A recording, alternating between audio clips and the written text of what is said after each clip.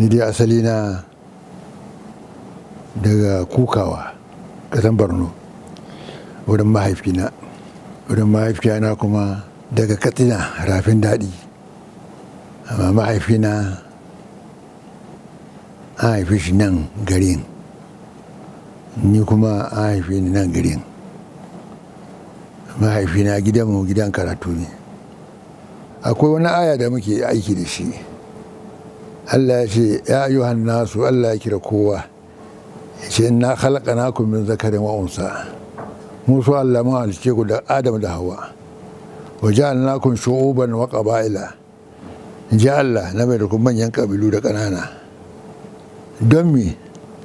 Lita'arafu, domin mu yi sanayya, ba don mu zo mu yaƙi ba, ba don mu zo mu ga fada ba, a'a lita'arafu. Daidai muke shi dai wurin tsoron Allah shi nan fifiko yake. Mun gane wannan aya muna aiki da shi. Allah bai hana ku gabarin waɗannan da ba su yaƙe ku saboda addini ba, ba su fidda ku gidajenku ba. Allah bai hana ku an tabarruhu ba, Allah bai hana ku musu nagarta ba, ku zauna da su lafiya.